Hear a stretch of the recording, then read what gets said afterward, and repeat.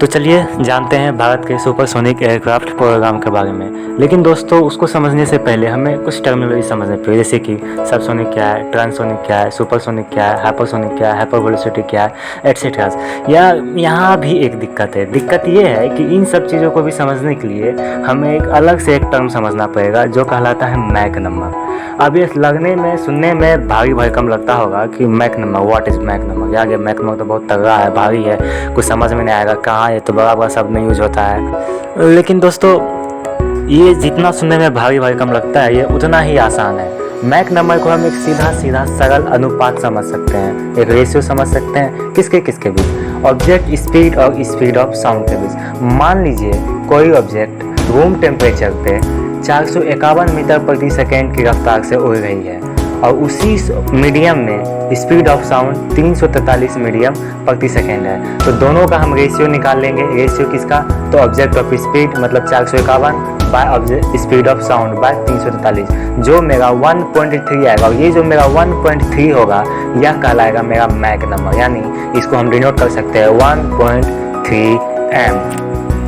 अब आपको सीधे तरीके से मैक नंबर समझ में आ गया होगा। यह सिंपल सा एक रेशियो है ऑब्जेक्ट स्पीड और स्पीड ऑफ साउंड पे। अब इसको फिर से समझाते हैं। मान लीजिए कोई ऑब्जेक्ट रूम टेम्परेचर पे 451 मीटर प्रति सेकेंड की रफ्तार से उड़ रही है और उसी मीडियम में साउंड की स्पीड 343 मीटर प्रति सेकेंड है। तो उसका मैक नंबर क्या होगा? मैक नंबर होगा उसका object speed by speed of sound, यानी 451 बाय 343 343। अब दोनों को डिवाइड करने पे, कैलकुलेशन करने पे हमारे पास आता है 1.3। अब ये जो 1.3 होगा मेरा, यह होगा 1.3 मैक। ये मेरा कहलाएगा मैक नंबर, जिसे हम m से डिनोट करते हैं। यानी इस ऑब्जेक्ट का जो 451 मीटर प्रति सेकेंड की रफ्तार से उड़ रही है उसका मैक नंबर होगा 1.3, यानी उसे हम कह सकते हैं वह ऑब्जेक्ट 1.3 मैक की रफ्तार से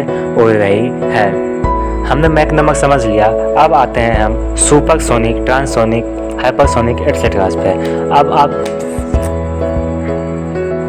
आप स्क्रीन पे देखिए, यहाँ पे मैक नंबर तो मैंने पहले ही समझा दिया था। अब यहाँ पे देखिए सबसोनिक, ट्रांससोनिक, सुपरसोनिक, हाइपरसोनिक को कैटेगराइज किया गया है। इसमें कहा गया है मैक लेस देन 1.0 वह सबसोनिक के कैटेगरी में आएगा। Transonic Mach equal to 1.0 Mach, जो 1.1 मैक के बराबर होगा वह ट्रांससोनिक स्पीड में आएगा। सुपरसोनिक जो 1.0 मैक से ज़्यादा होगा वह सुपरसोनिक स्पीड कहलाएगी। हाइपरसोनिक जो 5.0 मैक से ज़्यादा होगा वह हाइपरसोनिक स्पीड कहलाएगी। लेकिन दोस्तों यहाँ पे एक दिक्कत है। दिक्कत यह है कि अगर मैं आपको कहूँ, जैसे आप मान लीजिए, अगर मैं आपको कहूँ कि आपको एक मोटरसाइकिल चलाना है, उसे आपको 90 किलोमीटर प्रति घंटा की रफ्तार से चलाना है, ना 1 किलोमीटर ज़्यादा आगे ना 1 किलोमीटर ज़्यादा कम। अब मान लीजिए आप ऐसा कर सकते हैं? बिल्कुल नहीं कर सकते। इसीलिए इस ट्रांससोनिक को भी डिफाइन करना मुश्किल था। मैक नंबर 1 पे किसी भी ऑब्जेक्ट को फ्लाई करना मुश्किल था, उसके स्पीड में वेरिएशन होता ही होता। तो साइंटिस्ट ने प्रैक्टिकल बेसिस के लिए, कैलकुलेशन के लिए एक छोटा सा चेंज किया इसके डिवीज़न में, इसके कैटेगराइजेशन में। अब स्क्रीन पे देखिए, यहाँ पे आपको दिखाया जा रहा है, सबसोनिक का category Mach less than 0.8 Mach. अब इसमें प्रैक्टिकल बेसिस के लिए, कैलकुलेशन के लिए सबसोनिक को 0.8 के अंदर रखा गया। जैसे कि मान लीजिए कोई ऑब्जेक्ट 0.7 मैक की स्पीड से उड़ा है तो उसे सबसोनिक कहा जाएगा। अगर वही ऑब्जेक्ट 0.9 मैक की स्पीड से उड़ा है तो उसे ट्रांससोनिक में रखा जाएगा। और वही ऑब्जेक्ट 1.2 से 1.5 के बीच होगा तो उसे सुपरसोनिक, हाइपरसोनिक 5.0 से 10 के बीच, और हाइपर वेलोसिटी ग्रेटर देन 8.0। अब इसे मीटर प्रति सेकेंड में समझते हैं। जैसा कि आप स्क्रीन पे देख रहे हैं, सबसोनिक को मीटर प्रति सेकेंड में डिवाइड किया गया है। जो 273 मीटर प्रति सेकेंड से कम होगा उसे सबसोनिक, जो 273 से 409 मीटर प्रति सेकेंड के बीच होगा उसे ट्रांससोनिक, और जो 410 से 1702 मीटर प्रति सेकेंड के स्पीड से उड़ रहा होगा वो होगा सुपरसोनिक, और जो 1702 से 3403 मीटर प्रति सेकेंड की स्पीड से उड़ रहा हो उसे हाइपरसोनिक, और जो 3403 से 5808 मीटर प्रति सेकेंड के बीच से उड़ रहा हो उसे हाई हाइपरसोनिक की कैटेगरी में रखा जाता है। अब जो 8508 मीटर प्रति सेकेंड की स्पीड से ज़्यादा गति से उड़ रहा हो उसे री एंट्री वेलोसिटी कहा जाता है। तो हमने यहाँ पे यह समझ लिया कि सबसोनिक क्या है, ट्रांससोनिक क्या है, सुपरसोनिक क्या है, हाइपरसोनिक क्या है, हाइपर वेलोसिटी क्या है इत्यादि। अब इसको फिर से एक बार रिवाइज कर लेते हैं थियोरेटिकली। कोई ऑब्जेक्ट अगर लेस देन 1.0 मैक की स्पीड से उड़ रहा हो वह सबसोनिक की कैटेगरी में, अगर वही ऑब्जेक्ट 1.0 मैक के बराबर की इक्विवेलेंट हो इसे जनरली 0.8 से 1.2 के कैटेगरी बीच में रखा जाता है। अगर इसके बीच के किसी स्पीड से उड़ रहा हो तो उसे ट्रांससोनिक, और वही 1.2 से 5.0 के बीच की स्पीड से उड़ रहा तो उसे सुपरसोनिक, और वही ग्रेटर देन 5.0 की स्पीड से उड़ रहा तो उसे हाइपरसोनिक कहा जाता है, हाइपरसोनिक की कैटेगरी में रखा जाता है।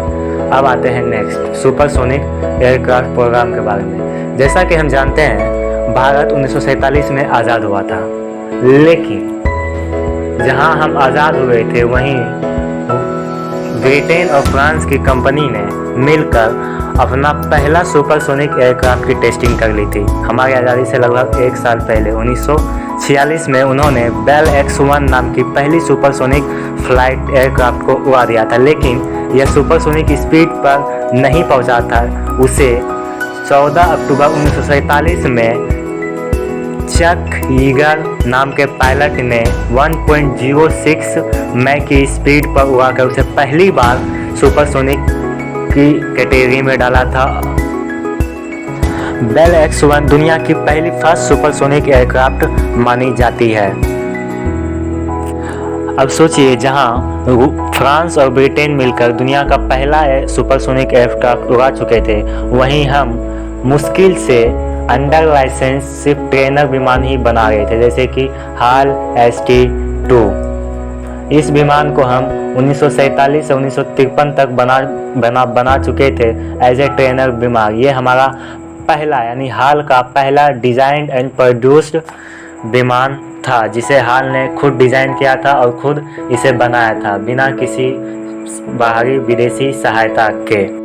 हालांकि यह सिर्फ एक ट्रेनर विमान था, इसे युद्ध में उपयोग नहीं किया जा सकता। इसे सिर्फ नए पायलटों को सिखाने के लिए, उसे ट्रेन करने के लिए ही यूज किया जाता था। अभी आपके मन में एक कंफ्यूजन होगा, हाल ST-2 ये हाल क्या है?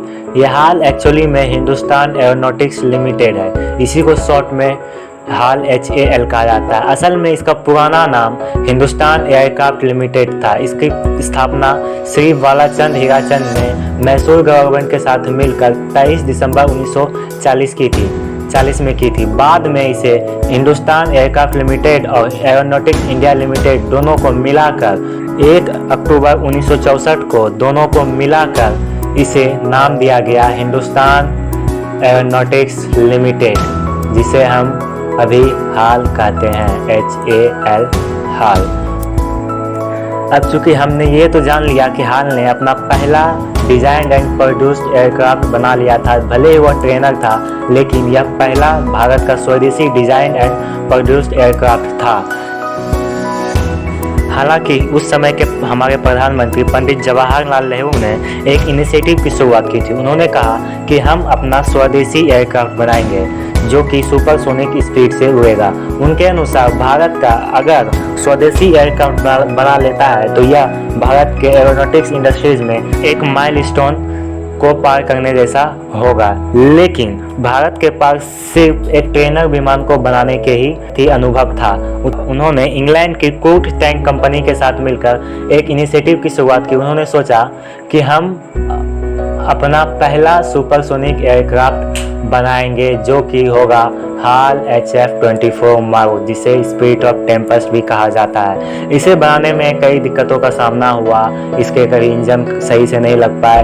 हालांकि इसे कूट टैंक ने और भारतीय एरोनॉटिक्स लिमिटेड ने इसे सुपरसोनिक की स्पीड से उड़ने के लिए डिज़ाइन किया गया था, लेकिन सही इंजन नहीं मिलने के कारण यह कभी सुपरसोनिक की स्पीड से उड़ ही नहीं पाया। और चूँकि इसे बनाने में काफ़ी ज़्यादा खर्च था, इसके रखरखाव में काफ़ी ज़्यादा खर्च था, और यह हमें डिजायर अचीवमेंट दिला नहीं रहा था, मतलब जो हम चाहते थे सुपरसोनिक की स्पीड से उड़ना उस तक हमें पहुंचा नहीं रहा था। इसीलिए इसे 1990 में रिटायर कर दिया गया। इसके बारे में HF-24 के बारे में हम अगले वीडियो में ब्रीफ में डिस्कस करेंगे, इसके बारे में जानेंगे। और हम चूँकि एक चीज़ बताना भूल गए थे, हम आपको एक चीज़ और बताना चाहेंगे कि दुनिया का पहला supersonic fighter jet F-100 super Subway था, जिसे अमेरिका ने डिज़ाइन किया, डेवलप किया था।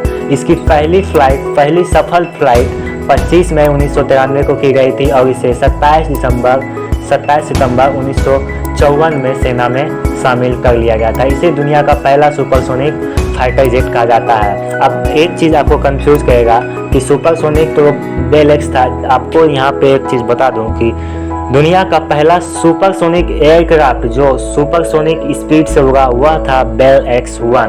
वह कोई फाइटर जेट नहीं था, लेकिन फाइटर जेट जो आर्मी ने यूज किया वह था F-100 सुपर सबवे, जिसे north American F-100 super Subway कहा जाता है। इसे 1953 में पहला बार सफल परीक्षण किया गया था, और 27 सितंबर 1954 को इसे सेना में शामिल कर लिया गया था। अब सोचिए, जहां दुनिया अपने सुपरसोनिक फाइटर जेट का सफल परीक्षण कर उसे अपने सेना में शामिल कर गई है, वहीं भारत ने अपने पहले एयरक्राफ्ट को बनाने की तैयारी की थी, वह भी बिना किसी अनुभव, सिर्फ ट्रेनर एयरक्राफ्ट बनाने के अनुभव की। हालांकि उससे पहले भी कई सारे under license aircraft fighter jets बना चुका था, जैसे कि हॉकाई, MiG-21 एट्सेट्रा सब अंडर लाइसेंस बना चुका था, लेकिन यह विदेशी तकनीक से था। इस बार भारत को एक अलग चुनौती थी, क्योंकि उसे अपने नए फाइटर जेट को खुद डिज़ाइन करना था, खुद डेवलप करना था। चूँकि ट्रेनर एयरक्राफ्ट को बनाने में उतनी ज़्यादा मेहनत नहीं थी, लेकिन फाइटर जेट को बनाने में काफ़ी मेहनत लगा था। इसे बनाने में काफ़ी समय लगा था, इसमें कई परेशानियों का सामना भी करना पड़ा था। HF-24 मारुत को बनाने के बाद हिंदुस्तान एरोनॉटिक्स लिमिटेड के पास काफ़ी अनुभव हो गया था फाइटर जेट्स को बनाने के में, और इसी अनुभव के साथ उन्होंने बनाया हाल LCA तेजस। LCA तेजस में LCA का मतलब होता है लाइट कॉम्बैट एयरक्राफ्ट, यानी कि यह एक हल्का युद्धक विमान है। इस सीरीज में 2 फाइटर जेट्स है, पहला मार्क 1 एंड मार्क 2। मार्क 2 अभी डेवलपमेंट में है, मार्क 1 बनकर तैयार हो गया। मार्क 1 में भी 2 वेरिएंट्स है, पहला एक एयरफोर्स के लिए और दूसरा नेवी के लिए। तेजस एक मल्टी रोल फाइटर एयरक्राफ्ट है, और इसकी फर्स्ट फ्लाइट 4 जनवरी 2001 को हुई थी, यानी कि इसकी पहली सफल उड़ान 4 जनवरी 2001 को हुई थी, और इसको इंट्रोडक्शन 17 जनवरी 2015 में हुआ था। तेजस के बारे में हम ब्रीफ डिस्क्रिप्शन करेंगे अगले वीडियो में, और इसके साथ ही हम बात करेंगे एमका के बारे में। एमका यानी एडवांस मीडियम कॉम्बैट एयरक्राफ्ट, ये चूँकि अभी डेवलपमेंट फेज में है, इसके डिजाइनिंग एंड प्रोटोटाइप पे काम चल रहा है। हम अगले वीडियो में HF-24 मारुत, तेजस और एमका के बारे में ब्रीफ में बात करेंगे। अब चूँकि कुछ लोगों को यह कन्फ्यूजन हो रहा होगा कि मैंने कहा था कि HF-24 मारुत एक सुपरसोनिक है, लेकिन यह तो कभी मैक 1 की स्पीड को पार ही नहीं कर पाया, तो यह सुपरसोनिक एयरक्राफ्ट प्रोग्राम में आया कैसे? चूँकि अब इसका रीज़न यह है कि HF-24 मारुत को डिज़ाइन किया गया था सुपरसोनिक एयरक्राफ्ट के लिए, सुपरसोनिक एयरक्राफ्ट फाइटर जेट बनाने के लिए, लेकिन चूँकि सही इंजन नहीं मिल पाने के कारण यह कभी मैक 1 की स्पीड पे पार नहीं कर पाया। परंतु इसके जो फ्रेम्स थे वो कैपेबल थे मैक 1 सुपरसोनिक स्पीड, मैक 1 से पार यानी सुपरसोनिक स्पीड को ट्रेवल करने।